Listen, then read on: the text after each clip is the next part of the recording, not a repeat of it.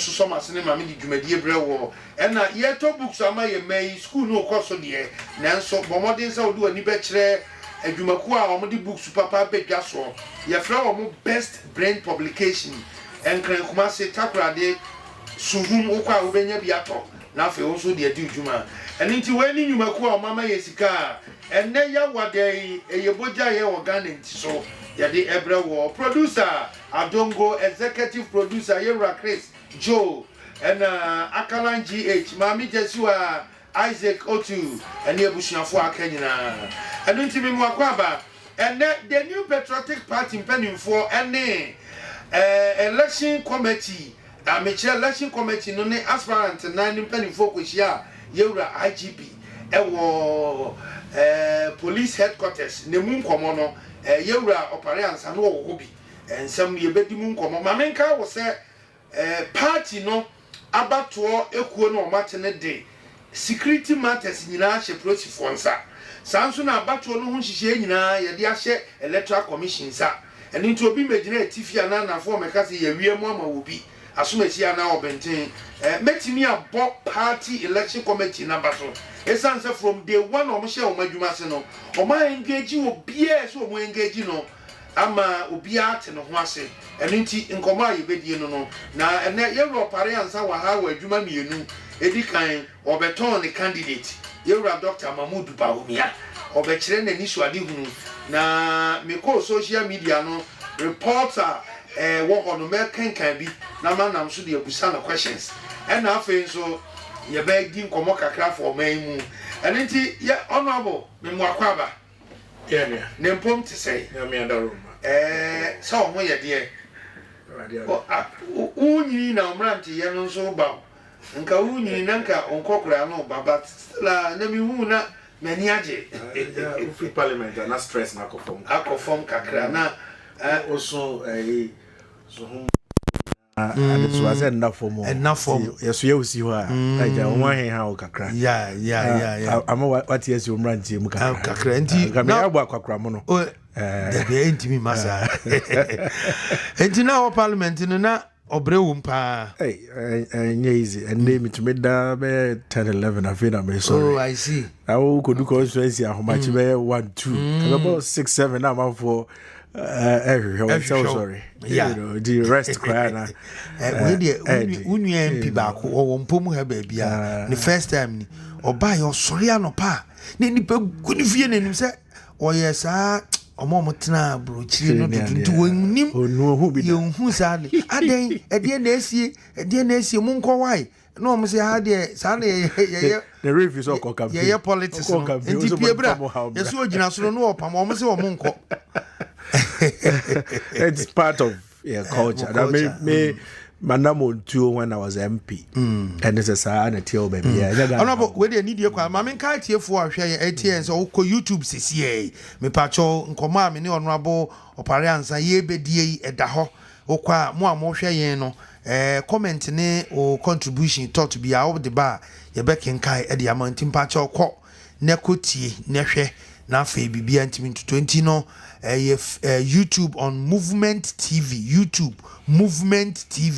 or message line also 054 522 0440 054 522 0440 honorable pacho ekwandem yo and so men see how atiefo nyina kankan ne so humfo atomenkro na banga ne omo adika me chi omo nyina assistant secretary mu nyina send message na constituency chairman so honorable Frederick Ofosu yeah me papa sitting member of parliament honorable Boafo Kojo I don't cry am ya do my say me friend me no komo ketwa unua ketwa Protuzo anso se catcher honorable se me me so papa na same ukata electoral same so ukata electoral area Protuzo brand won so se watch coordinator se me country so watch out me je o nyina na mpanifo bebre honorable wo fans o o madaro o mo ani kra e na wo kai ebra na wo parliament se budget debate bi koso na emu ye dia na wo kai pa dia he na obetimi ache ewo ama yen etie bi am ze me call parliament dia ba ko a misua pa rules no. I was a Brana Mudi Edimujuma Nipa Bebre so MP. Until I picked up this habit.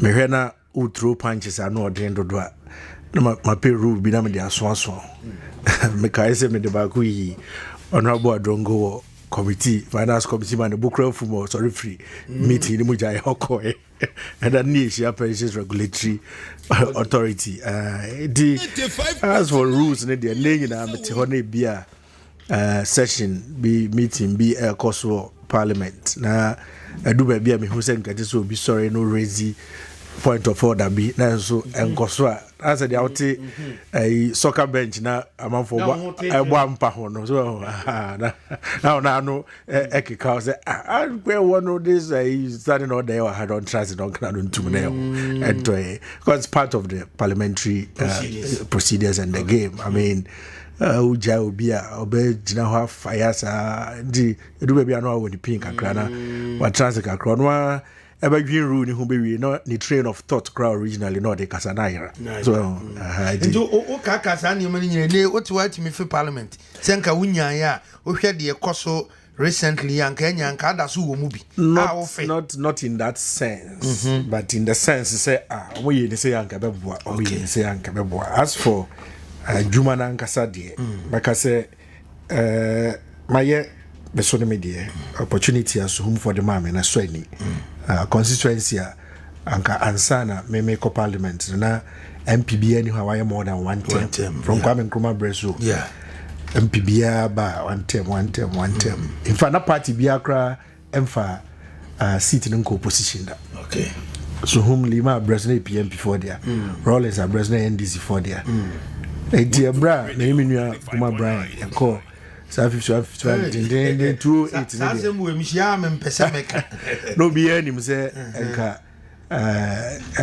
eko abino free why ye ko position there na je say enka so humo so eko NDC for someone but ye gina ye na so mu through the two terms of NDC for yina ansana yes amba power yes I maintain seat the make say objective I made see many so in entering parliament back then I made home seat so I'll make it into a strong hold of NPP I have achieved that many Kuma current MP by a so much candidate when we anymore see maybe I made and banisi here also akone nim kra ama asoni anti make say made them achieve the aim and objectives so whom farmer me kwai masumbi political space and yet MP and there are so many things any serious politician who put your mind to obey to me I'm sure for anti honorable Frederick Opara Ansah and yene na hye nkomo yasi emrahye bedwani a na owosu mabato mpeso aso na ebra party ni yese national executive position no or yes nkokope general secretary nanso no the party for no kan ye no or support to bepem ne onu je onyaya nkope nanso wanya onu aba na mebwa ya me adum pa say they are okay enya say they are open no na bribia onya no masma make politics mo say you win some you lose some party for no at the time me call around so me politics you know in baby amigina in terms of MPP internal elections now me call around a campaign one simple message came out very clearly to me and I said the base of the party told me clearly say oma dream that so few way I'm the Dr. Baumia and Abeko me so at that time now me bomb has they knew where I was coming from. And sana, I made back on chance me pese back contesting for general secretary. And the thinking was that essence any baby omo person omo the party nefa na me konti me so me ginanti no omo the mamia emwa omo. There was a huge fear say like bikra they see with a brand and now the year flag bearer 2014 2015 or 2016 and as a non-national officers were not kind of aligned. They were afraid of a similar thing happening almost every constituency you call na me the masem to ho na me carry na obi aba no akasapa na so you fire ho adwen that because of ABC, you know. It is clear say the mood of the party and the direction of party na person omokono enye sabri answer so what you say omofa party for form ho adwen a check akra right from a bra yeah delegate election we say if we early last year no na delegates abano na bebre ayo madwen dada they clear say baby ana me gina so party ni mu no na and also edi me nya kakra but I also took a stand say as a national officer no say nka member be national officer there I will not want to be seen say me gina and say me gina yes they see bia no I believe it's good the current national officers omaba at least the party has a new face, which was one of the reasons Amame a contest here. And they say, I felt we want to break the 8 there. We need to present a new face of the party. Politics is about giving hope to people. To say the Oma Kenya Misem, Oma and it does so. Dachi, you politicians, the age man say Bemao, and it does so about yes.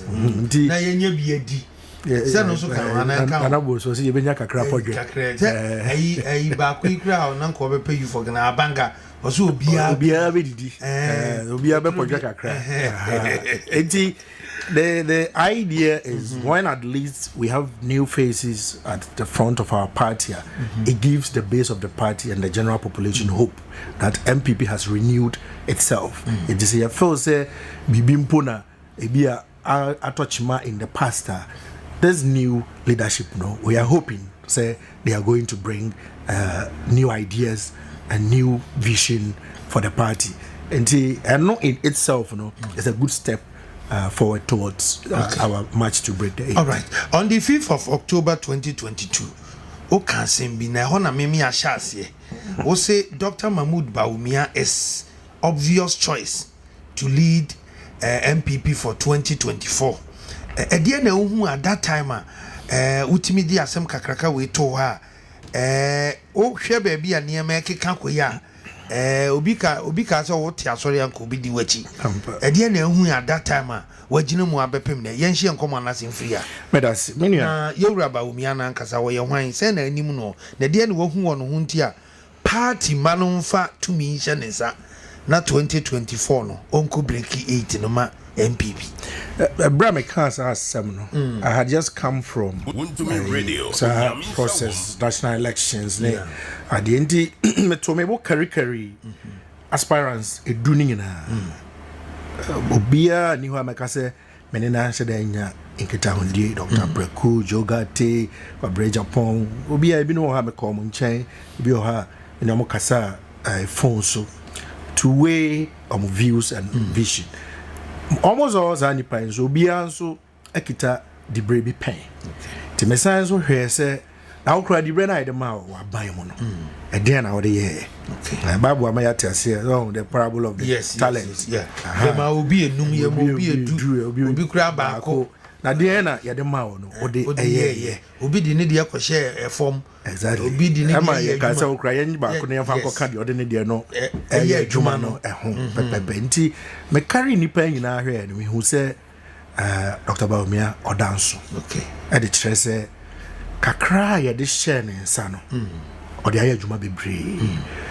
Me share or no any past presidents and vice presidents, I became Mukono. After all, they all occupied the same office from Kon Kensiaka to Professor Melsa, Omonyom Baby Konyam from Crency, the bar. Misata, John Mahama, John Mahama, yes. Alaji Mahama, Suma, and Crency, and John Mahama, and Sana Misata, yes. Eba. Kamia is in all these instances, so share Omo Abrabo in officer. In a number of cases, na omo tietie to the extent so omo pese adwuma no kra omo jai so adwuma no kra no omo pese omo jai adintra onim say your constitution no e said that ma vice president adwuma bia oye ana binom e ka say vice president no your constitution is a police council says I'm referee say a bra aka 96 dem na so I say obeka before yes obey general simple year campaign but no yeah you no a vice president so for Elmer Rawlings na constitution no man a power to sit as chairman of police council near that this Rawlings called parliament mo ko amend the constitution no vice president there's a constitutional amendment as a vice president as chairman of police council near ansem no enyina free the vice president constitution ne man adwuma bia enye ne dia no say osori na wakotra office the president so ma hwe nya what you are na 5 abono upon na go fi in some instances John Mahama say na NDC mpani foi bi etumi miano bra your friend is Mills war office ko si say o twa ne ho ntwa nko resign it Mr. Atta wife now no kind say na kunu they had wanted to resign yes the same office na Baumia occupy no but look at the way he has distinguished himself some penifo nyina wo hwa as vice president pa no e de na otumi e de kayom say aka apart from the boy aka di mabisa across the whole country uboni di a de ba ko pe ne ba nipa etrim wabedi president vice president for 30 years ni all people remind him he reminds people of Sutra Sebi Rawlings your born no so what you say adentra na me baby crazy omia ne ntore kakra stop cause the same mia ni baby you know me cause ansem we are menka enhu sam panifo no animo ase na meka at the chair how difficult the vice presidency is. Yes. It is obi to me be the vice president in fear in sia consume ni na onte ne ho asem bone bia na mom da dia obetine say ono no champion ade we say gold for oil ono champion say digitalization oguso champion so what you say say drones ono na or the idea no buy or hema adwuma that is all you hear. First of all he needed to be extremely humble for the president to recognize say Abranti onye ahomaso onye obia omano 1 inch obefa 1 yard and amano 1 yard obefa 1 mile so enti me man kwan a ono so betumi aye adwuma de aboa me for the president to recognize idea no wonimu watumi amano ekwanya ama nani so adi ho kakra wo no ono so de aboa president no adwuma it clearly opanine dance ewo nipa oni omukọ akansi no emu ena osan dance ewo omo adi break kita ne nne no omo so kita bi pen no mama obi ehu se ampasa o vice president now bro once na o de that former president na obetumi ama kwan ama adwuma no waye bi ma wo so sebe atumi ama udin apeja enti sabi na na do wo yi na enim se ado premai ado gagai no onye better exactly it for someone to have worked under him and for the person to have gotten such space what you mean ade agidin se ne yet Dr. Baumia din no e che se papa no oyobia me kai se ayawa so west wagon last rally e wo Baoleshi Park mampani din hu adansi wo se yewura Baumia we are seeing nyansa nyina hye okaya na wa unua ba seram Lydia ne campaign twato na wokan emi baabi a na ejina nkrofo bi se papa ya kansmama awosen aguye se president bitimi describe ne vice president one dance yes kansa asem no na che se bibi papa wo doctor mu ampa wo hwe kwan po fa so a prosecute ne campaign agenda obuoni nidie kwan so they recognize oshobiase ewo musa akonya ato aye prede but don't to me sorry to prove say meso me wakwanya nti me ko ofa mpanimfo akukudam edi na chi although I am sure say somewhere along the line now in the course of normal conversation on the president it didn't come so we may call contest interest room and brace one but brain so here no or the oboni need kwan so e fa mpanimfo di na chi e ko ni rura ho ko strength say nkomo bia yididi tie na fe na brain aso nti we de oboni need kwan so me be stre kwan free ho so otemenka na me gina sidadu ketan na me gina suhum na me gina damango a that's America nsema na nye bone eya nkomo bi this year na fe na brand ide aso iru ashira no e ma na kwanye free ho wan contrast the same day call president Kufuor ho aside ko the asem krona ko to na nyim ko sre no owie party rule for the kita party in the 16 regions no otuo mu nyina so anamo ko mu nyina na se ko catchrom say maybe rap more regions nim akọ various constituencies mo na regions nya mo dia to medical asre mo atchrom say na me be ni we nyina yo boni ni dio yes and that is how he won the admiration of a good section of the party wan ka say me na me vice president me na me wo ade ho nyina kwan enti no dia me pe na me here me ye otie nsemo so asabe Ghana foka there's been a lot of complaints and I buy for mobile long convoys. Na say starting campaign say there be. Sadi Ghana for complaining, especially we are in a period that you say a stress are buy no implement austerity measures or per buses. Yeah, you be well kita 4x4 crowd to me fendi the convoy chi park your car na bet na bus nim bisa also be kobia. Majority leader why obia parking a car if they want to follow him on his campaign.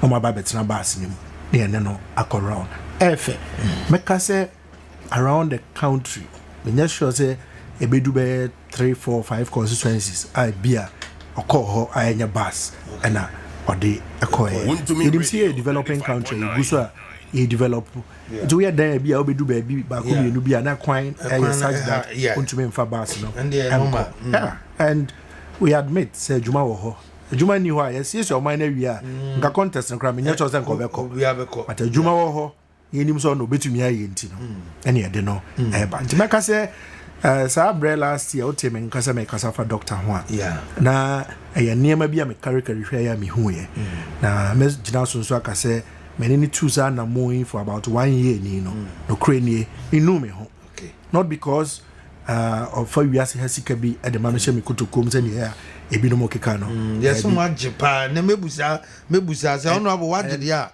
o sorry na kwa ye general manager ni chemu half never half man and this akra so wade never half man no human relations out human relations so what I say communication skills our time and empathy for people say e do say it is so kune ho emawa obe kune ho ama last year me invited vice to Suhumodra Wontumi radio 35.9 na me catch you baby you free to me baby do program na say any baby na it is so sign call after program no that day na president took kwai he had to go to the north finish come back dash to Suhum and come back as guest of honor to AGI4 program or Accra Conference Center then na form but okachira me say Opara don't worry unti meba and in fact minti obaye and it showed me say me come homa onipa we ye adwuma eboa na dachi me ne me mai obekai me ne me manfo on twa na chinchire Ghana mai on na ne na chi ema Ghana mai obegina printing a fight on to make sure say obepeja Ghana mai akosi ba bia etese osi now playing the tape we are talking about possibilities his vision is driven by the fact that we live in an era where there are limitless possibilities. We must always be thinking positively, say it is possible, and not that it is not possible. And the many opening to an among over the last 1 year, and I can say confidently, say he is just what this country needs at this material moment. Osha Doctor Niswadi Huna, Mekura de be young November 4th. And come on, me di as a 2024. because at the end of the iron I didn't say maybe so me some ye delegate me to odom kwabinya enti no ya no dia moko here 26 ni hu say and then asset and say odi kan no de odi akire ni sua de odi kan no and osua ne nantie ono abompacho ye hwe ni say wo hwe doc nsam a waka odi ato Ghana for anim nanu a okọ de ne nkrata akoye no ogina party office kansin bi manage wo kire niema a waye ene ni vision a se party ni di tumi ma no a obetu hu anamo mo ne namu yi ni etimi ba se ni niema ni bi a waka no mutimi ka se de bi we di bi a entimi nya ho bibi sa wo ho muhu ni zeal ni na ni so ade hu no wo ma Ghana na true it is possible. Truly, it is possible. So the American only come with all the time. It's about looking for solutions for our problems. If so, him say somehow, somewhere, there is a solution to our problems. Okay. So when we had problem of doing delivering essential medical supplies to remote areas, now America for drones are almost warfare in some areas, normally recreation, so in other places. No more say deliver medical the only country first akoti eze akot omonako so whom first drone site. Okay, mo de hunya pa but odue mu who say yenu anom rwanda for person ye BBC ade yeso ye bi ebe de and indeed he championed it and it came to pass. It clearly and to make as a yakwan yi na aside to and we keep sinking millions of dollars into roads and there be as a kwan born in a many. How are we going to resolve this? These are the things that is like stirring up in his mind all the time. Then it is all these kinds of things. Hey, then I'm saying President a fight here, and so I say still there are challenges. What is the new approach we can bring? So there be out in you see say he's trying to look for new solutions to the problems and challenges that the country is facing. And clearly, for me, Oyobia, Anopa, Avia, and Ajo, or Griomine, looking for ways and means that able to solve problems, in a more sustainable manner.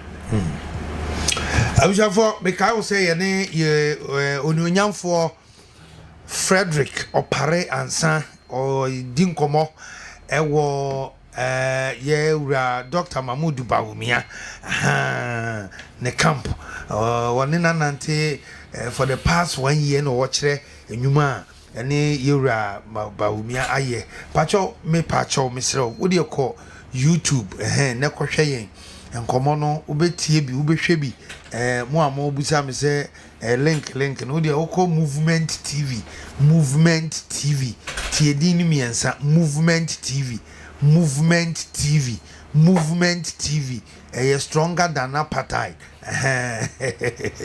okọ akohwe yen na honorable Frederick Opara Ansah enso one no enkomo no wo dey message abana honorable anhwa suhum for na the message abom say ade ne metwa suhum komo no so sa na mpamcho momfa ncha me ye be wi a obesa aka bi ent momfa ncha mo say greet honorable Opara Ansah the champion moga for me tell him we still love him from Same coordinator Okanta electoral area and we the buyer abangasi great honorable Opara Ansah and was a friend mama say was go back to Suhum issue and discuss about Suhum issue na Dr. de Wafa mate pandemani force aboso ba ni meja honorable you ni say Dr. Shasi ya wodi ni nkomo okọ edi company for na so delegate na mokọ mo na so no say na wa omaji doctor a message na for instance say yewura say adwon a onya ne ba bi ko kanse bi say ya yensuro delegate mokọ na se muni omu di nkomo a obu ha say obeji wa hu said ye ne ye nanim ni nisu ni ne ban etie na nye doctor nkwanso na ejina mu nipa ni bi ka ho ne nsem no atop party fo na so na Ghana fo nso ebeso like I said the dikai Ghana for some crowd am say nya nru ho amaso okay if you say efisem na edi okay and treze oni ensem obeka kire Ghana for o bebre o ni so ade hu bebre a on Ghana for be di hu komo after 4th November say afane say efisem na yeka no kreni ya tu anamoako aprobo all over the country na ya konsuni ewia de dikai bra ya wo wa okasa no ye mu bi adwuma se di na chia ye ne se etietie fam okay ehu se nsem na oka na so etomasum ana entomasum ya start ye ba bi ho a ehia se message ne subscribe be mu a etumi kire ne so asem we a okay so oka ne se ya abebo okay na or you're so sharp say by the next time I'll be start your kasa no na mpa sansa cry no abam tie fam tie delegates no reactions or feedback and sana ewie kra so akire no ikosi akire no masa abo akire sa atie se yaba yakọ obi foforo so aba ekọ etisen okay ebia yaba ekọ ye obi so bakọ ye no amanfa adwia asesa na but I can tell you the delegates, the majority of them, no, they have understood clearly our message. Say, doctor, wasum, doctor, ose, ofata, doctor, maybe your minor drew, no, and then maybe a party, and so I didn't want you walk away and you say, you perceive breaking 8, no. He's the one that will be able to do so. Okay. No, Obabeji, I could be so be beer, and I didn't juma drew, no, obetumi. Atwaso amani Ghana for ehwe say ebenya ye pay amaye no ebeye sa pepe ede amaye honorable ye hwe ni say campaign mo sha asie nkomode bebre mo atitibi ensem ankrofo ka de ewom ni de enim nyina mo campo no sa mo tete nsem free ekire animu anafo ne atoya say na mo manage mo ho na mokwa abonten so a mete kura say doctor ka say oh so obi cassette ya no kura mo obi enyi ano esanse huru honorable ebejo enti say na mo manage nsem a mote wo mo nso machi ase team no am de boa yura baumia no crane radio you mo be by nature no aya nanka ensem ni bi ho ya say this year be year me say my contain me ho visa tax ni bi ho buy no about direct e mo bi and the ponko so hum ko accuse me say magi bribe when this for ho na the other ha me wo obi to say Kennedy ho ne say anka men threaten says Opara Ansah no je hwea meka nka asem no de wo mbi aka so adena o threat at a time bia threats one you say may say na ana usuru there be me kwaji bribe baby okay enti nka o trans ya akwa we ana kwaji bribe say they said you no say your chairman of parliamentary committee near CNC for who's that Kennedy there be it's about him it is never about anybody else parliamentary select committee at trans Nancy officials aba na oka ne license ho asem at the committee to the sense we did your term no munya akasakasa I want to main chair committee ni biem had to leave and I had to take over to chair as the vice chair SCP in parliament yes that then in some sananka ma betra ha Kennedy one yes ya meka na no ne esi wo meeting no da bi me enye tu ne atu me for say me ba ma menkeka san se me ananka maka so ba we kura weti ba won kan ba weti na no me ka kire o say me ba me kokoko Wontumi radio and for you ho nyomo nyina didi nkomo na no me kasa o radio station bi okumase na me to ne nkra say ebetumi o hia me wo ne radio station ho HFM da bi ye won kran okay ya those brother numre program na yo mo ye na popular no ni ending komo so na manfo nti fi say me ba na ho ne ye kansem okay nanka Ghana fo hu ni enti o contest election we so opon bi obo mama ne ko shio mo how oko Dr. Hosenga agreed to give him about $500 million of contracts of a president annually and a doctor refused yours here and I contest too. ACA. But one about my money, Mr. Abel can call Doctor Ho. Some come in some better and come at Cassan me. But me, there, Menka. So, if you say, there be a chairman, some men, Kakasa, and Cantissa, and come in the region or yes, or the best contestant. Upasamekasa. Menka se kasa. Me. But onya threats no. Okay. Se who so be ye bibia nye ya de bone a. Obetra ho a o se asumasi ana obenti. Jai say there we wanye say ya me say we are now na machi.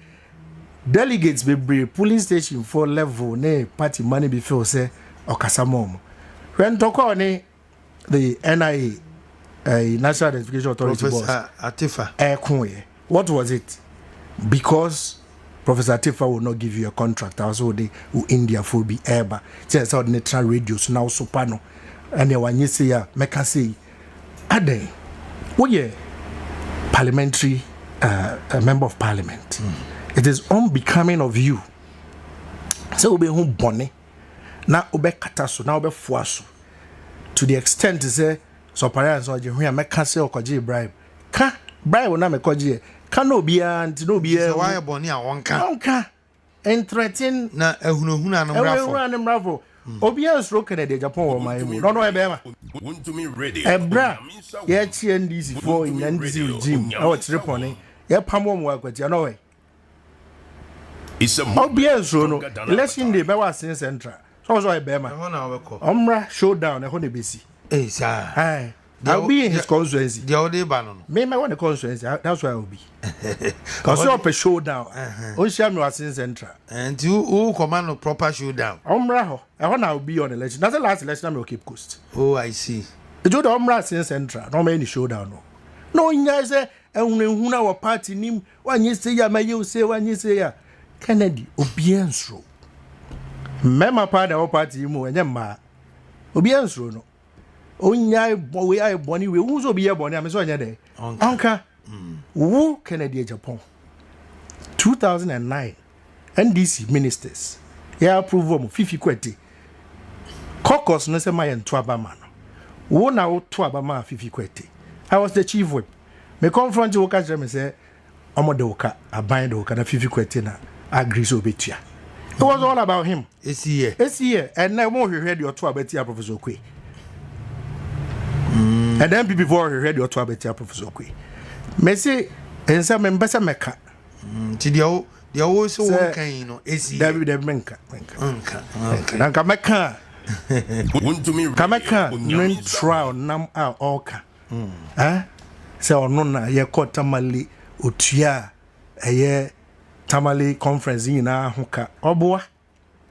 First of all, Tamale conference in 2014. Nanka ye no regional level. Me na me petition National Council of the party. Ema mo agree so okay yenko ye wo. Tamale fa Daviama and then edit Tamale by say ye koye bi wa hanche ye bi wa hanche. After council upheld me petition no. Ne yes e be ko Tamale. Okay. The next question was from Jake no said there was no money. The minority caucus then myself I was chief whip. After and Oseche no then not done no na ba abe replace here. Omona he decided say the caucus will contribute. Okay. Kofi Osayame yaw. Then said he will pay a good chunk of it. And unti ebra Kwabena Agyapong be here general secretary. Yeah, presidential elections no. Go into the archives. He gave Kofi Osayame yaw a waiver because of the money Kofi Osayame yaw paid to support and the Kennedy's party maginaze Yakotamale onona utia hokayina. Nothing could be further from the truth than that statement. Onyai lies no and obi call around 100,000 to chairman. I was in Cape Coast. I didn't pay 100,000 to any chairman to go and vote for anybody. Or pay Omra Hotel or die, not the room 227. The Odema delegates, I have people who are prepared to tell what he give. Onya huna na Wontumi Radio 95.9. So what I say? Ti minua. Yes, ma menkasa. Ti menkasa. Na nkansam ne de I hope maybe they me huna and say, oh yeah, meka say. Because I have nothing to fear from him and I have nothing to get from him. Come the thing na be good for. But said the okay, doctor, on yakasa. I say yankianu ntum. Ni making sure say if we are, we can all bring this party back together. And until the idea, and yes, sabi is true, and I say, and someone all can be brino, and yet, no cray. She had second deputy speaker. Ken Agyapong say, Onona Okutuye's come chairman, I resign here because there was a condition that the second deputy speaker had put up. It is never true. But I said, look, Quasinti, yes, and so about Bontin, Ebe Fuaso, one so better reduce Wakaka. What be that deputy speaker? Yeah, Quenyan in Kasai, and Intinama and Penifosi Shusha Yimwa. Tina, yet this answer not concord. Be said deputy speaker, no catch so minimum no me Jerez Yama. He's always grateful to Anamwa me too far and home in trying to bridge him and this party. Me you know baby crank card. And I'm a teaser Kennedy can't say me. I'm a friend of honorable. My co-crammer or Panina will apologize to me. I'm saying really? Yes. It's some of papa on job can you to me who say whom been a caution anymore. Say yeah, a dinner, a two no. My advice to Ken Agyapong is on Canon too. Okay. One of the elections I'm a coya, my back off from Pausuhum was 2012. And it was because he came there to insult Julius Zebra. Yes. I see. He came to Suhum in that election. I don't say, I don't know campaign, I mean, win election. The only election about Suhum, Ebeka say, no more year, I won't move on radio station, you know, about concerns, you know, my people's forum. People's forum, yeah. Have your say there, are there. But and where we had the program was next to Julius Zebra's family house. Okay. Oh, Amponsa Market. With the dinner term, and it infuriated a lot of people in there. That was my toughest election. This over here be bruce huma over harm or me boame. Wontumi Radio 95.9. We are focusing on delivering our message, you know, to delegates. I'm a GD say delegates no ankasa, there are a lot of discerning minds in there. No who say sabi the falsehoods are all peddled. So in the political space, the damage at him the DNA then M1 MPP, and the delegates are going to send him a strong, very strong signal in how they are going to vote. He will be surprised.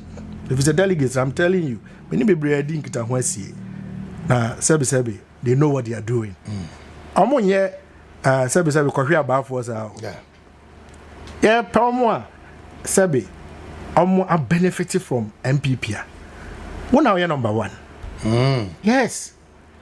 Contract a whole when you have energy ministry. Now, no make a kaboom.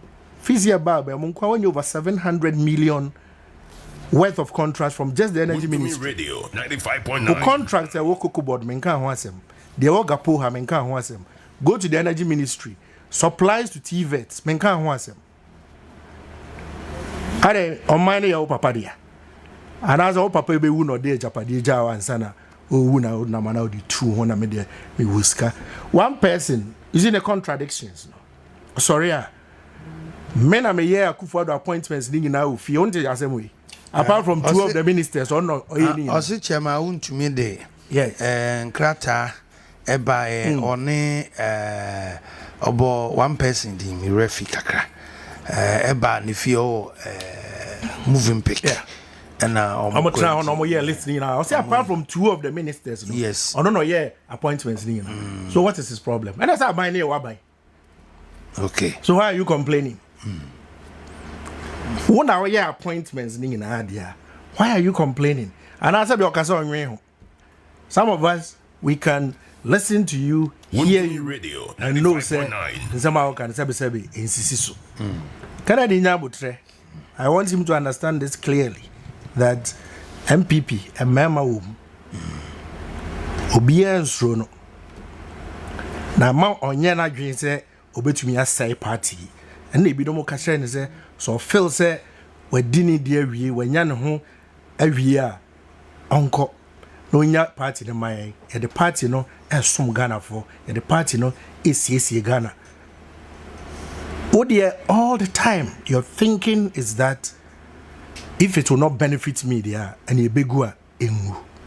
And yes, that is his posture. I want to say kika Central Region Executives say ekotwa bana omanto ani ye wi omubehu. Exactly. Why? Obama hwan asakpa logo. Me odi me ho agro me pam na free in the region or in this election. I'm telling him. Obama na house. Memma na dwane afi ono an constituency. So Ntemenka o misaben. Oh, baby Ntemenka. Me say I will be in a Central November 4. No ye bema on share me ho. Teachers odin tukwa na eko. Me fan tokwa na eko. So no no what he no say here.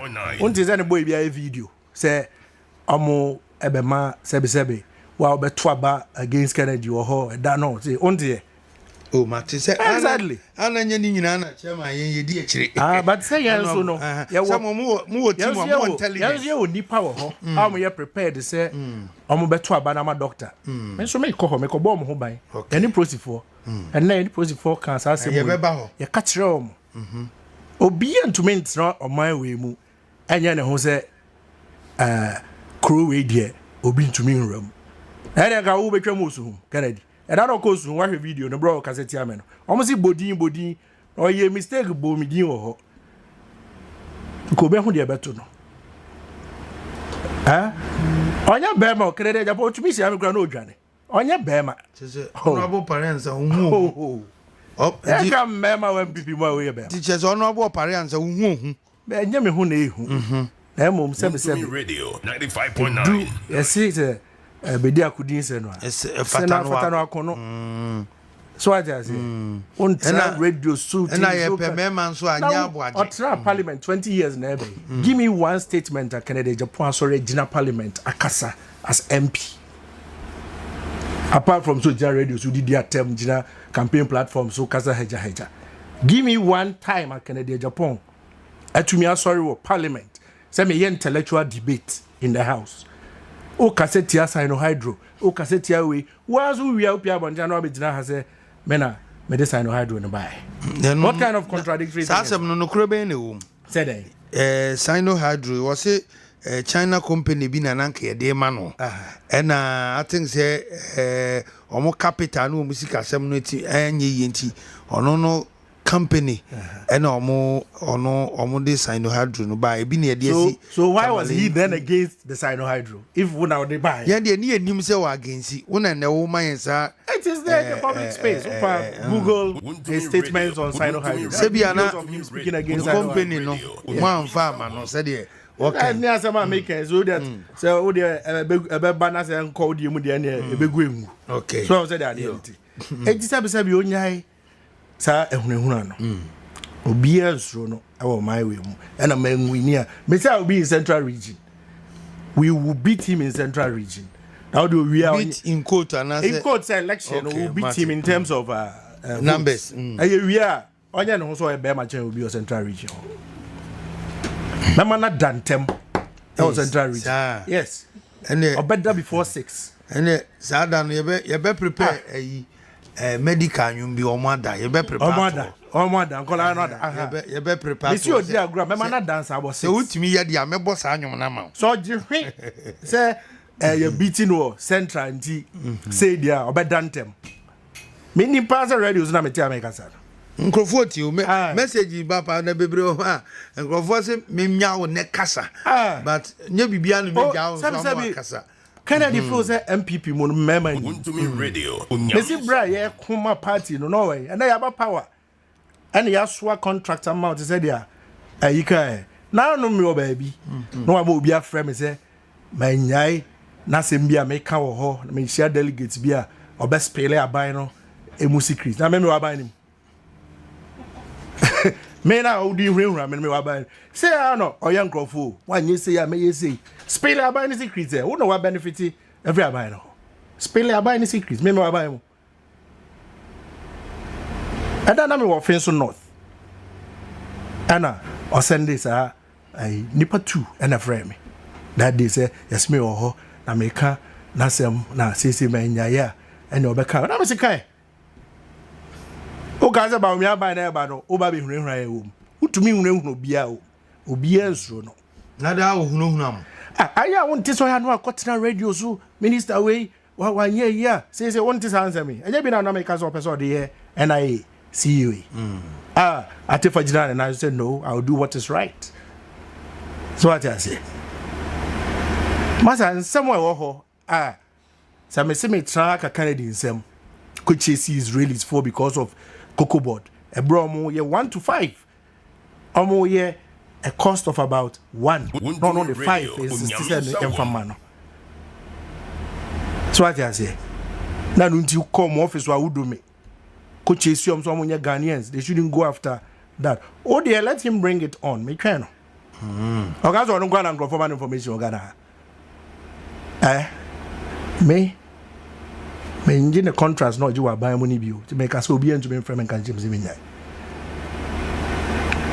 me ngibi to me nua Ken Agyapong shouldn't think he can destroy MPP. He can't. That is my message to him. He should go into this election peacefully and let us all obia committee to say ekwa batuo ni wia de besi bia nyina na ewom ma wonya na adwen se mekọ ewia mebu obi o central region o de opasin no asin central offer them some kanipa ba ko I will be there me catch me say I will be there but don't find some kanipa one asin central say we bantu ababa me nti abo no so proceed for will be there and I catch your proceed for na ne threats na de omu issue minua enyina any abre epasi ya GMI no kwa nim people like him are the reason we are where we are today. Pesa men kuminya and amena me mafa adwuma nipa 7,000 wa adwuma where nyasa aban mu enyuma na kawana obefa no adwuma Kennedy anya MPP na ba aban mu na unya baby sia anya visa racketeering na we anya visa racketeering na we some of us came into parliament managing our own IT companies visa racketeering na we Kennedy and now sorry and me and I say me so I be ma won share me on one radio station on the debate me mini radio station on obi won share me on the platform no so very popular one yen debate next week me dem no beba ansan ya koto aba obeba na fair ya on sorry kan normal honorable ima no obeba beba from me no ba beba next week me parliament ye tra dwen wo ho ye table issue on kasa se badwema on kire na dwen wo ho me say we did 20 years of parliament dada let him show you one statement Kennedy sorry debate you parliament chamber say da yes a debate we nya me kafa huni ana sa time ya me tra ho these are proposals are me de ama me bribe no me di wan this for no honde e to aba ni wi na me ne be di ho ase a show pa on en she me enya no kre me de baji ni sika na wanya abro so me de baji bi adi o de be kokot sharp nto o de be kokot sharp defamation defamation okay campaign inti na me de ato njanza chese ho na me so me de be yeye me nya chese adwumpa wo afa no no on this platform na waka so what kwase bi di ni da no asasem no abo maka papa no kan no no abusia mpa choko YouTube na hwa yen na honorable Opara Ansah wa shiti ne nkomo na wodie no onye gidigidi o nenso wo kansem papa wa shiti pa na ayi mame ayi keswa na odi we free dance ma o se Mr. Otin dare not say best stop Honorable Opara Ansah manen kasa na radio ni ye dia ye ni eti o mate Honorable Mpacho kasa nti yes ba betimi do message about doctor say mamen kasa do we won kasa akra o 0545220440 0545220440 your text message no WhatsApp message at the bar making come Mpacho call YouTube Movement TV na fe ehwe yen netie yen midin dia azekoten Ghana ntidwumadie na ugusu a wo hwe na wutie yewura Opara Ansah wo Dr. Mamudu Bawumia campaign team no bi na oni yen edi enkomo anwumre nti honorable we nyina mu no se de wo kan ye no wo se mo pass ndwe ye wie 4th November na anamontu be na ye nyina ebetimi atu age party no enkabom because we nim see atu wi a bia we beka se mentime ho asenketenkete bi ya wo beba nipa ye behuru nipa eni ade eno de ye behuru ma prepare nwum be ten bi ato wa after November no mebo pa na mebo sa nwum no enti no ebede na nkabomu na ba ufi se sabre party mu atete party because enche ne yewura ba ku bi koye election competitive Wontumi radio Onyamisa wom ene bra jump obasu hum mo de mo aye bi o 28 obakasa party nkra go 50 but we understood say the objective then as a party no ebe we need power it said their contest in your corner fire bia no if we make sure say we bridge the party together so maybe you are prepared say nya waka fa me ho se mo a na oba me nchen be riska na oyi sei no akọje nte me meje mo ade ato nchen de a and as also obi ka bibi fa say no kra say no kra no as also jam na in the supreme interest of the party no we all come together and move forward that is the true spirit of a democrat so radio and I believe say being the democrats that we are knowing say ntokwa ye kun ya poche ntokwa ya masokosra yan bro at the bafo en kun sesa bi nwan pun chikwachi ane dia besimu kan no obitia papa nya sa ne ye obi hu ne se ehuru ya pegya ne tenten ti akosru sei na eja ba form sei honorable no obi busa se de ekoso yi e ba sa 2024 campaign enye din kakresan se de akika koyi no nsem kika ba mu bebre ndc fo nso afabi a ombebo ma power a kire mo anunti na ye tu ye hofo se so what is so for nas mo kan imeti o se adwaman na atiasi asori ma ye ka ho asem a muntie no se mo anya ya mede me ho bagim ana ye campaign and ebinum agiate say as they have monopoly over insults nobody has monopoly over that so obi ani ho a obi sori aka se menkwa na mtume kasa se bema okay nyazo otai ohunfu a okoto ne den ne bema opamu hunfu a okoto ne bema so aja se timo obi a nya na dwen se me de se nya me a ebe yesi so that is not the true spirit of a democrat. The true spirit of a democrat is to recognize say akonya na ato excuse me pray ne yin na ya pray ye prepare wie and you see we all leave the issues down there and then we come together. So what I say, that is how we do it. You don't just say and then we can say intimate so we can say also can say opese ye see ba fie opese abotoyo mba opese ntiase ba dia obi ajai ne die nyina de nkabom akwanim anunti ana omoba beko sa we are na party is a mon sign undertaking that the besibia no say na e be kono so na no meeting out here be kan wan say yeah call back last week ana ever this week here earlier in the week ana my colleague I'm in a committee Wontumi radio Onyamisa you trust them kasanya there koso no mo hwena especially with one particular candidate. There ne reps or meeting as a can say Adiana Koswatch will be uncle since they can guarantee that they will stop. Yes, this happened at the meeting. Election committee meeting.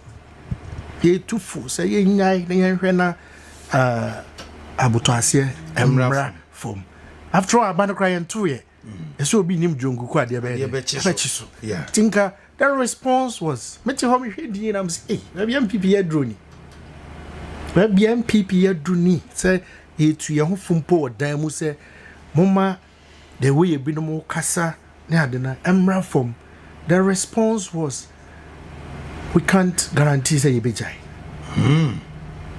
So clearly this last week I'm seeing say it's going to increase. We are praying to God from platform. Some people, you know, strategy. They say, "Kasenchi attempted to trust some kasa ade." Simply because I could not at all a party money April. To make the message, American say, "Baby, I agree." Obia who say, "We will need each other after the 4th November." 4th November. Okay, and we should know that no one has a monopoly over anything. They are with me and be animate me and 10 times that, but can I mean come here? It's 20 years. Okay, so what I say because A be a party, you know, one are the biggest beneficiary. Not me. Be in the party, you are the bigger beneficiary and not me. You stand to lose more, whether you lose the presidential primary or not. You may stand to lose more than me. So why green co and also agree who drew? Now, who say it might actually be in your own interest for MPP to cleave together, no matter what happens at the poll. Honorable Mammy Fawe, we enough a yantinsi and come off from about no what is made you know Abigu actually. The Akikaki Kakwea, what can be a you know. Move minim say politics, no, yen breaky bridges. Name of ye build bridges. Yeah. In politics, and now one idea back when minimum of politics is a political sin, and a ye didn't say nipa be the beche. That's true. Honorable Mebwa. Will be sure that Katana ni so pow can some guso, can somewhere. Be a when you saw the audiache, Bao Mudie. A bed then a son, some wabu boss we need the Akoso, other campons, so because it be a camp being so can be near the adi. Mobile shedda at me anwene te se ukomi kromu ayi bonwura ye nwene identify you betimi akeka si ani na fe aye fefefe ne hu se joint we wa hana na make say the dikan is obi a be recognize say Wontumi radio nyamisa wom ekokun obi atutu okay so what I say ekokun a obi atutu na wakoko na amanfo tutu na de wakote bo bi achi se atu betwa za de ekoko there be ekoko za to bi aba tutu za wo ye sure za wo tutu oni bi dia ye wi a ye de atu agu okay so especially e bi na ye krobako na yan fancy civil war SC is that the America 40 o ma civil war akunkumom o mo ho mo wi no mo nyina de atu no egu ho na ma ka bom ne o mo develop as United States of America. Okay, it's when you go to an election inside the party, when you finish the election you should understand that also to oni bi it is obi to a or need to also found there to na mo nyina mo together because at the next level no the next okun adam anim no enya mo am ho biem money a different group, and that is what has to drive us as a people. So what I say so obi kan bibi anya no kre no feel say obenya nuhu e de chew pa brewa eno ye dem asem no mo de ba obi so mu be ensomu be ya adwuma me ya chose ensomu be ya adwuma. Okay, na no na wan ya na sa dia na to say de ye kase bi defamation na TSC emra kwam na ko kan fefe na ja ya ni sky na waje kakra ya ni sky bi no mo a abro mo so asika dama bom no ya jo mo sika na kakra sao abusha yo ni sika dam mini ayi kwadan kura e di abonyo ya na ni na so se obenya ayi don pempa we na ne wanya strade nam sika dam honorable anwumre de o punches are no thing me yan kama se mo ni nyina wunyamensem kama se na di na ya ya se se bi nim kasa okay konkom na maye any rama bedu o so no an me ware no mate honorable we say Odi Achipa. Also, good evening to my political father, Honorable Frederick Opara Ansah. It's been a long Mati break, but it's for a worthy cause. Okay, Mati. I see the MPP is blessed with people like you. The truth stand, Honorable Orison, to whom ɛna ɔde wei ɛbaeɛ presiding member na ɔde wei ɛbaeɛ na honorable message bi aba yi mpatwa wa de ba menkan why because nye bibia na ese meka o say good evening to honorable Opara Ansah. Your constituents have really missed you and history will repeat itself. I say you took the mandate from Honorable Ransford after his first term and you took it for 16 years. But could be the associate Maminkai. Protozua who also took the mandate for Honorable Boafo. I had the Maminya or the Namin Canadian. I say Protozua will also took the mandate from Honorable Boafo and it's 16 years and more from Ameni. I say it is really possible.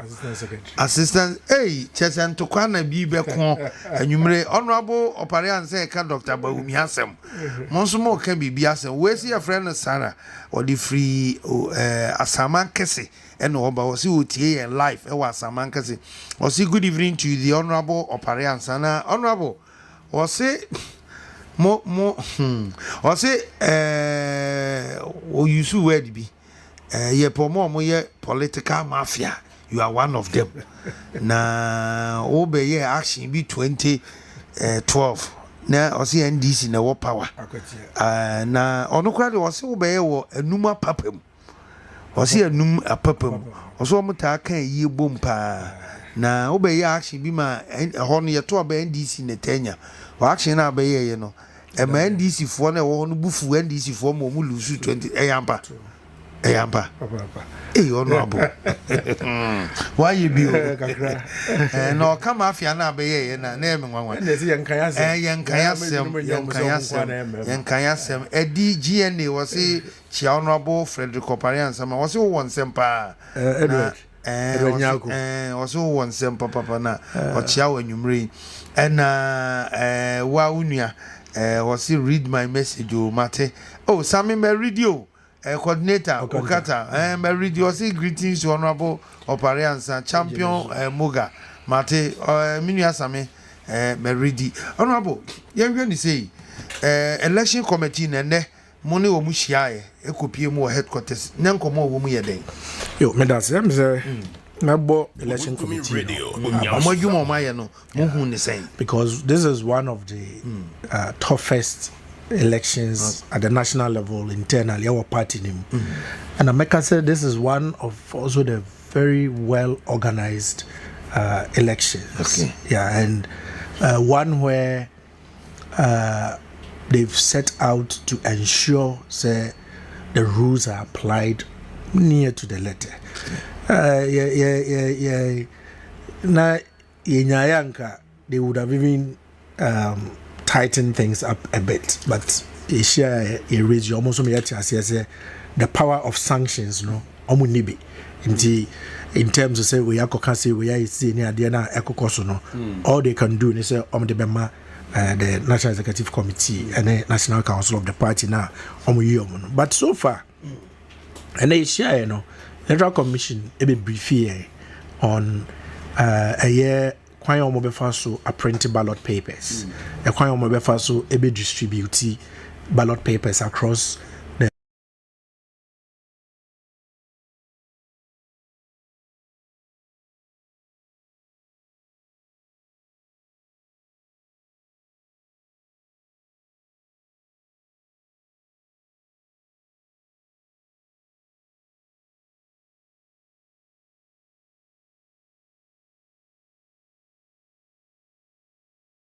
all the aspirants had representatives. Yes. I'll be a NTSA. So I said they followed up. They've sent us all the things they talked about through the elections committee. Say ballot papers you printed do say omodo say e dey say in a big guso. Nina omachire. We approach for so ye hu kwan a ombefa so abo abato no ho ban. Right from the printing of the ballot papers through the distribution to storage to say omodebeko centers omochire kwan ombefa so abo abato na nkasa nso ho aba ban da ye to aba no the security of omo ebe to aba no security of party officials security of the EC officials and protecting the ballot itself yes and trouble the and omuna eka ho so you real prominence and trouble yes yes jobia wo ho no kwan ombefa so ombebo ho ba ni obia wo kwan se obeben ba bia ye to aba no kwan ombefa so ama access and said dia ombebo ho ba omchirechire ni nyina mu beka se na to asum papa yewie a national party general secretary was there Ora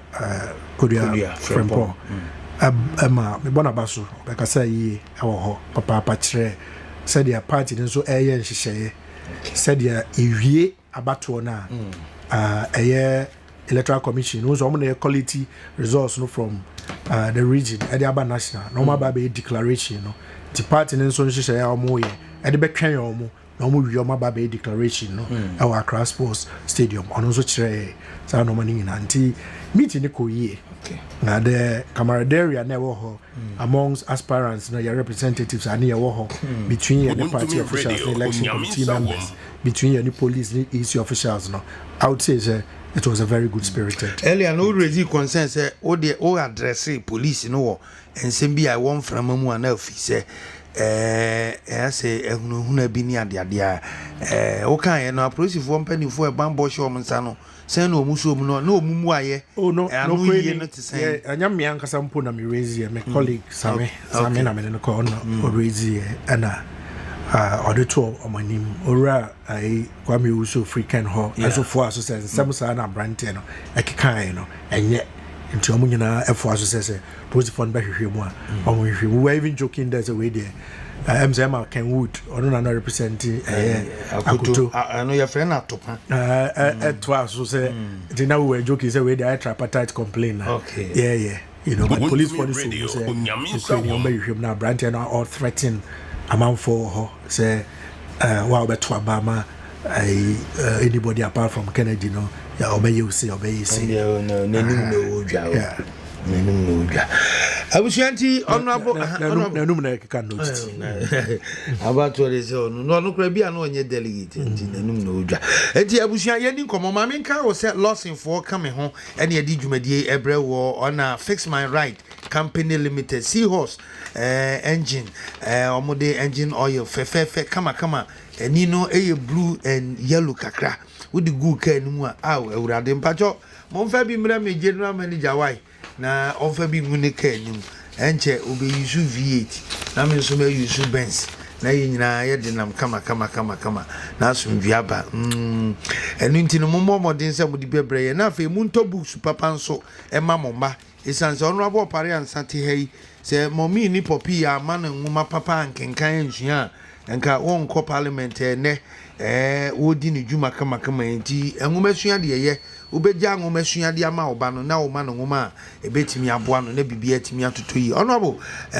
me sa no oba Dr. Campo biu na ye tifiri ho na ye nyusu be 10 minutes in matters of national issues kakra na anwumre minya we san se wabre udjuma wodi no wabre enti no so far Dr. Eduru hen aka waduru hen na de na aka be na wotwi ne kakra yi mu betimi awie afa mu tena mo ho ase na mu kase constituency ayetu anamo nyina na enim se aduaba we ayekodua ne se na bepie mu a de na betimi ne etiefo ne ahwefo ahye yo that's am say so far the doctor problem akokabe and 26 and 6 takabe some 4 days bina no we this your northern region ogwa probosus na can just about 4 days na ordering na abawi na just work all the 276 constituencies who say the other you almost split here no baby young creative constituency I think say biakoye ho no na nkonya sal okay uti region how say omoda so your executives were home but they form constituency. Yeah, and I know the regional organizer no ba Yeah, 276. Indeed, offering in but honorable name who ade be head office mention of mpanifo ba ho. Yeah. No am say abon no ho nsensin bi nti omo so be resolve here. Me hu former MP Collins Owusu Amankwa ene mpanifo manage na wabo general secretary abaso ma me so mo na abaso. Ni so ne aho aho keka omo de ye no. Nti asumdwe but mampon na mate se ho nso no enche omo bewie na afia asumdwe nso and Sunyani. Yeah. So those are the two places outstanding. Bompire on Wontumi and then normal to 2 years. Nti wo see aka doctor 4 days. I got the 4 days where we campaign. Not just we visited all the 276 constituencies. You see, the I be no more tiasi and say, I will be kind of said the job day ground. The kai Dominic Adria, open that's how you organizer. I said the job day ground. It is true. Yeah, I'm for can say be no man no the doctor on am no any campaign. He is interacting directly with delegates. Or can I some chrom or turn us some among. And a GD pass is someone on your a share no his vision for the party, his vision beyond the party, his contributions to the party. Our boboso chromunina atomasum. How his candidature will benefit your party and help us to win a year 2024 elections and break the 8 party mano Agyapong. If you say he brings a unique perspective to this whole election. Your core elections in Ghana, both parties. So in after 8 years I now be who say as a unique crazy strongholds all the time, both parties. They use that point now. They can be free or strongholds and bad head. Yeah. But this time round, we are lucky say the Obi are free where we consider say any stronghold and a eba. There's excitement now around that area. But can't you base ne from our strongholds?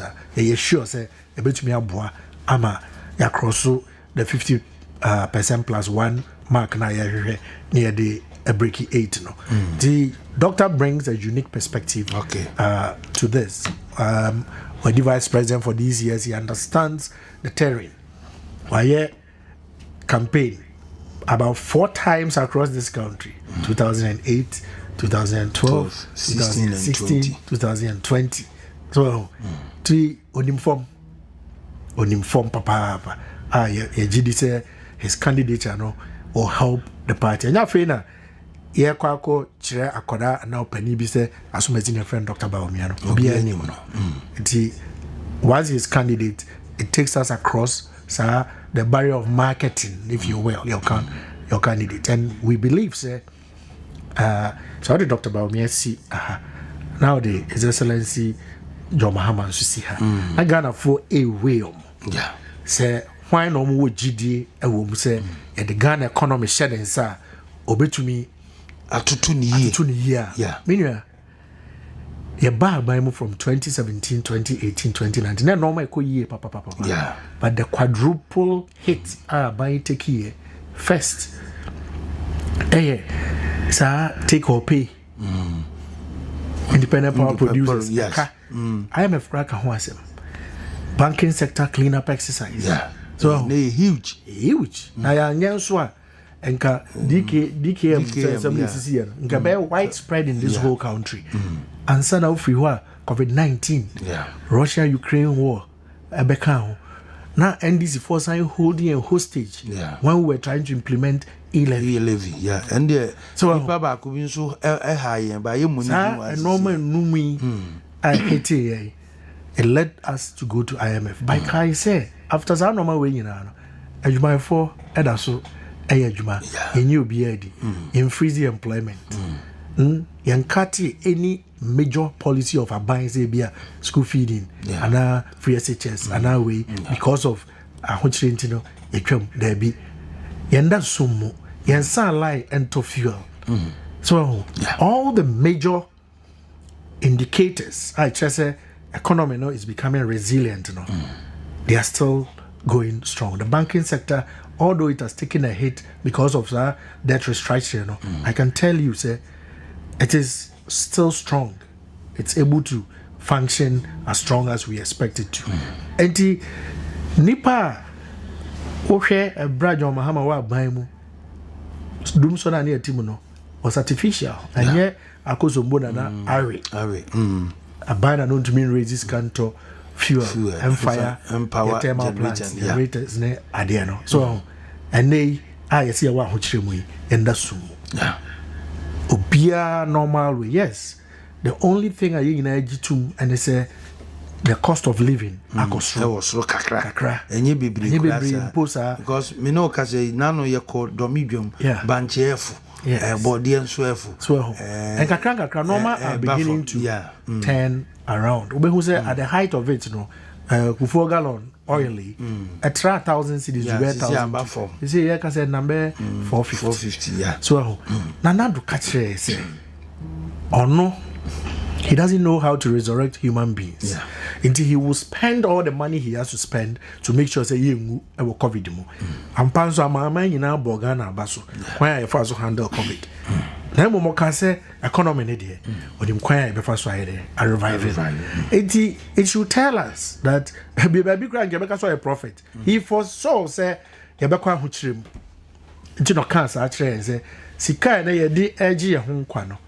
Dachi ebema yako ahochire bim but monka yo si yakwa ahochire nim no so a me wo anamontuo ene nimdie ene akwan ye befa so ye be ye ho afrim aban na kire sampa obetumi atusa na mo no na owo aban a oba ye obo adwuma yie party wa aban mo obo adwuma yie na ature nchama to oman no nti normal asankare na mu aye den na ohwa na mo aban ni tu nyina so kire se enoma eguso esakra na sa bai ni mu nipa se me san agina na mo ntoa yeso a na so obi a na breso nso na noma nyina atete apansam SMS me ba sa nipa mi no hwan na odi o man be hye nsa first of all kai hu se oto abama presidential candidate omo be president that was 4 years just all about chair for re-election. I'll be to you beside the question. Your Mahama oji to me we are all about chair for re-election so you have no opportunity to even question him on how he's going to manage this country. So what I say me dem oji mapa say ewie yet to your normal ye ewia there is every indication is a banana more o to no a bit to me aboy ama yet to me aji to me no honorable message bi obi dia bana minim se menka yo was Mr. Oting please tell Dr. Mahmoud Bawumia team to be very careful with people who will come over because was it when tie ahana ya me then was it I had a dream and the dream tells me that some people will use a t-shirt of Dr. Mahmoud Bawumia to cause trouble. But those election issue police inside to cause trouble. You be prove with you, mama. Me if you na me, wow, be by election constituency be abedi 17 no. And the police command now reassure you have enough men everywhere. Party so assure me say nobody is bringing party security. And me would dream no say dream papa praise the Lord. And wow ye be ma also be she will be t-shirt election ye koto the open no tomano. And ye abano me say me to be. Nti honorable ye police phone na me nyanya so say me call central now they be there to trust them my process for na chu tina make me approve video kakra catch them say master for party assembly to nchena mo nchi no we crowd them the charge offices ba baby ya to aba counterback you know yem fa wonko process them dey ba baby ya to aba no near the atra ho charge office no and they charge you oh I see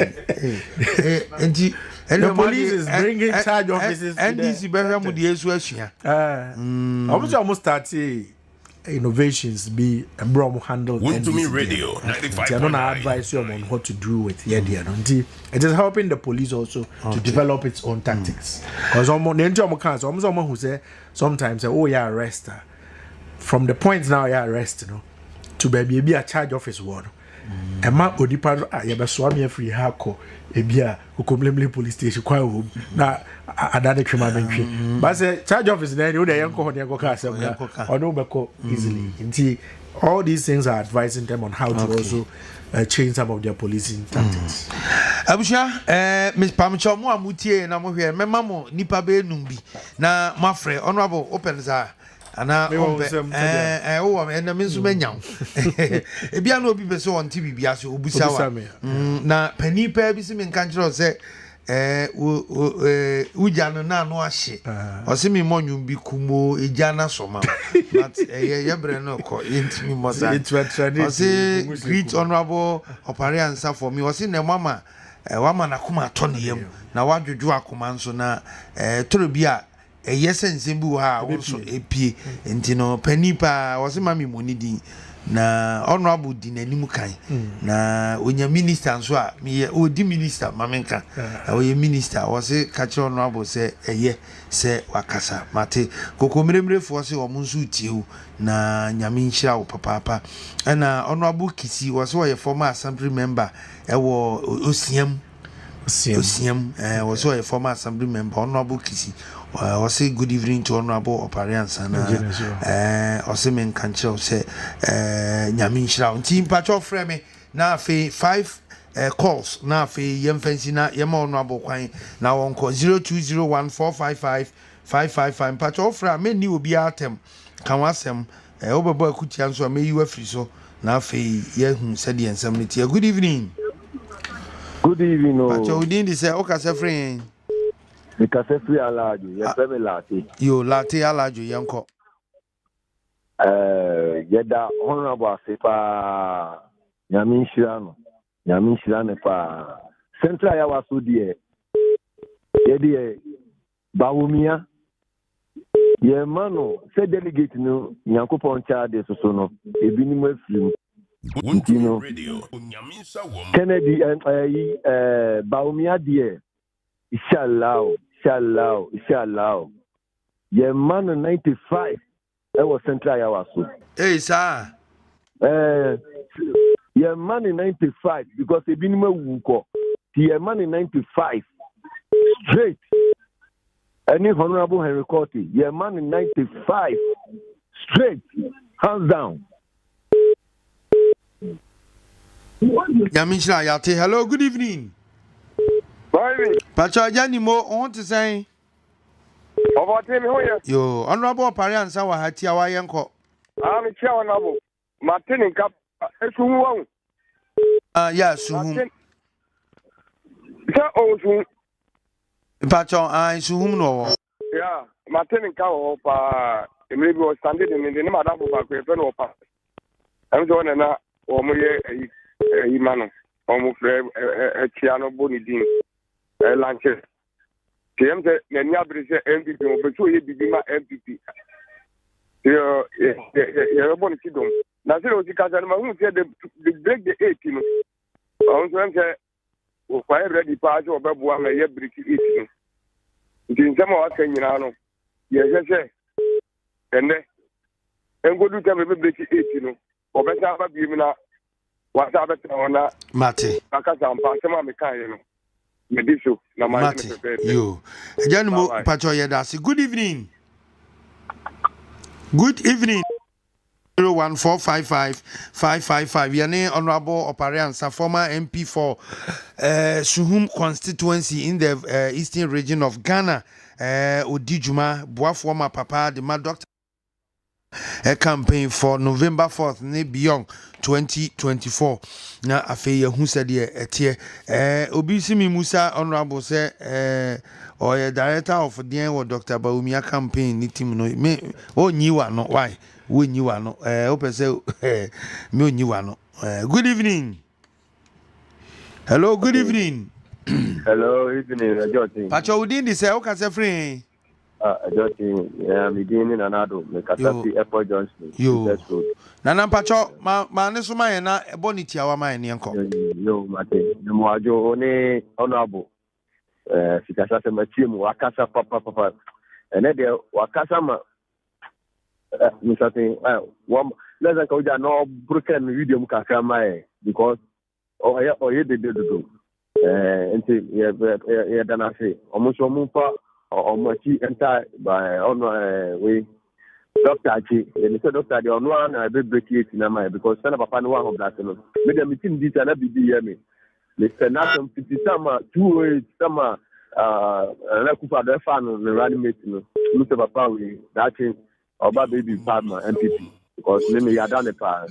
You had the Bible better than you be winning. So, Mate, yo, Yanso, Yadasi. Hello, good evening. Hello, good evening.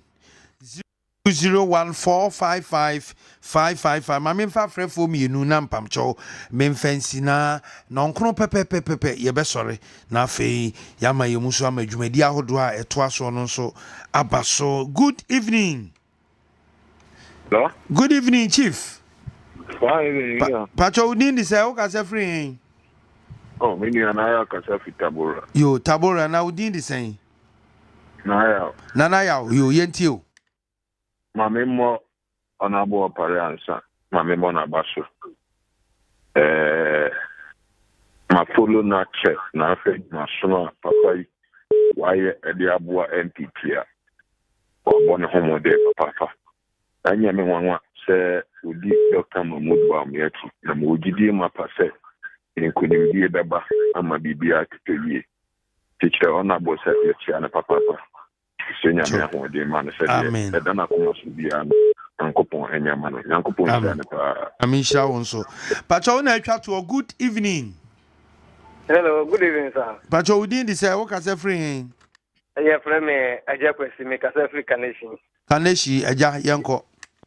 Wo nsu nyu a nipa ni binu no ene Mr. Opara Ansah. Yeah, hwehwe no memma MPP mu se bi.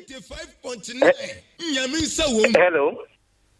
Oh, so kasa. Memma wo MPP mu no se ni ye pen wo. Din slow but sure. Oh, ni kasa no. O kasa ti sin so nyu but ujiri agura san so nyu no an be fa wodi wako. What you say? Wo chance mu so be fa. Ta ni ye hwehwe. Enye memma wo ye dede. No dey say wo ye dede hu. Ma akura ma ye ta dede no. Onye bema enti anu we ya ni eko Bawumia no woko yanti asie ne yamfa no no onya ni dede no no mra down no yakura man ho asa flamafo mo yanya sa enti ya tawo machi Mate Nyamenshira wonso abusha yemfa ko bio ye de asi aka 9 minutes na nonkronabo enti me ma honorable best 6 minutes na mensoma fa there be memo honorable 5 na me ma fa best 1 na me de awie ma yi na me de aka na ma ochirema nti honorable in the next 5 minutes enkomo aye di bebre nyina no obepese omamu nsem kakra omamu nsem kra wo kan bi wakeka bia ntino adamates so opese ugina ba bia ugina ya wo de hyase na kwan da ho amze kakra me de be so ani say delegates who say we are talking about your party no dachi so what I say your party no dachi Ukraine you call Ashanti region and Eastern region make say for a long time honor aye party ni base Yetumi Jina so the winning elections. So now and now we said the northern part of the country because of Dr. Bawumia and also Daniel Beka Yanwa. When we talk of these things, we are not talking of tribes, religion, or anything. No. Yeah, Kasase to say your party no tuminya the character as a national party no. No. Nanka party na ni a very united party. Northern People's Party, voter for Ashanti group, and a boom, and a form of UP. Okay. So, in Tinga, originally, party are one national character.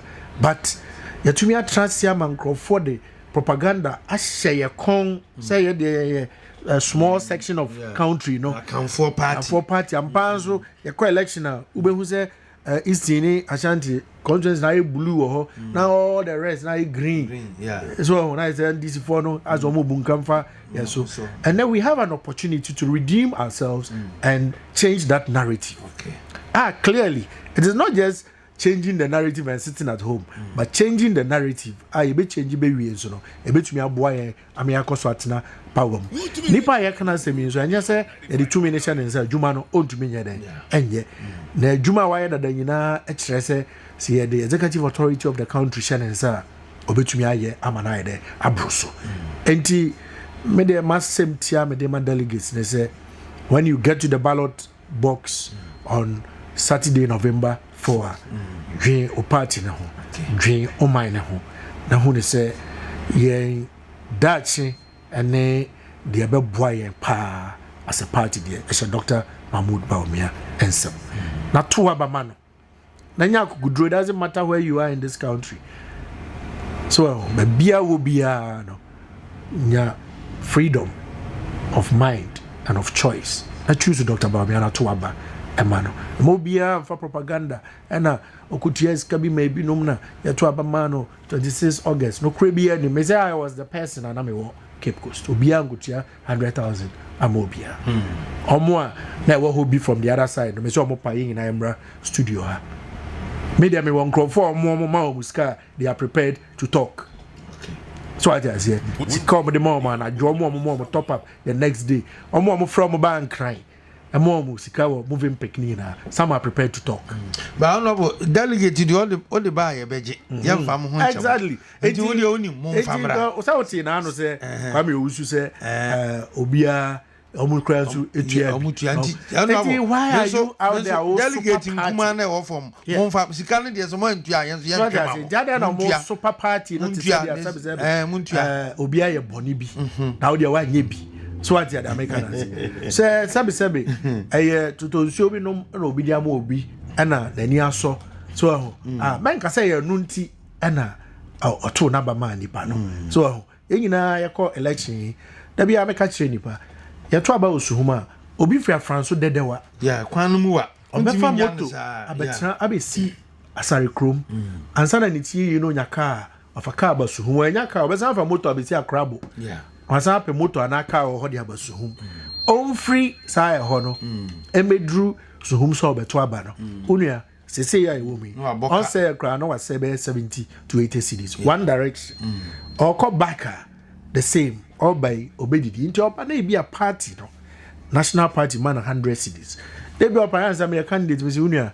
we da ba so wa bread 200 e ka ho enya bone yeah da be am kasa asemi be am atrabia bone be anim it is how you me opponent in that election man got some be enkotwa nkontompo nkyire nkrofo ze and Opara Ansah delegates no more 10,000 ah unim se ntisa so yenya sa pani udu ba bia na amampani nyana uwomu no a show as you feel honorable no wa conduct you in an honorable manner the madine now so keke so behavior conduct na dey should show that indeed you are an honorable person timenia may encourage delegates wherever they find themselves in this country to vote and vote massively to endorse Dr.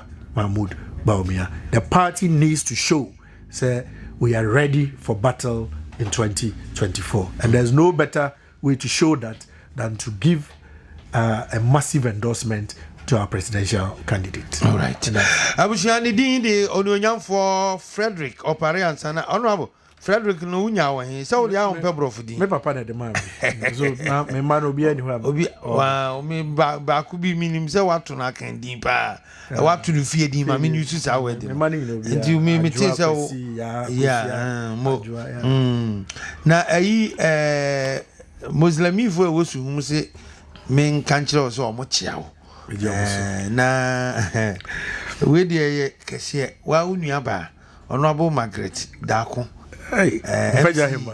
wase okumko wase chia minu abe mama me na me nka nchiro se nya me nhyira nti wase o chia o na obia wodi message aba bia so akasa yi ne na o mo se ye fro nsu nyunu se wofa nti ne na me hu Honorable ye da wase se enwumre ye to ye nsafre o wa ba be kirekire nsimu a wasete record straight ti nyame ya adomo a ebrepam no wa ye wie bibia na wasaba ni edi nkomo na ayi battle no ye beye wa hama nti ye beye flyer nti ayi OA versus FOA versus KOA. FOA versus KOA. Battlegrounds nti da no ye be ye show no we animu ha. Na omo nam ho nyina ehwe bi ne. KOA no. Have a MP shenim. KOA MP. Na wo de ne ye da me nya MP. Nti wo e be ye FOA. The battle between KOA and FOA. Who's a KOA for no me no. Yeah, me back no. And the whole kind of make on the only ni besi akan no. And this one yan is we be say me ken do for yata. There be the MP ni asade. Do the MP share the any one no say MP no KOA MP no. Nti da no mesre ya boss be me akwane aye wa ha na screen kese o na no intellectual debate prepare ni aye na fe asumduaba so honorable once again we are grateful to you say Jumre ye to yen safro nti abusha ye ne honorable Opara Ansah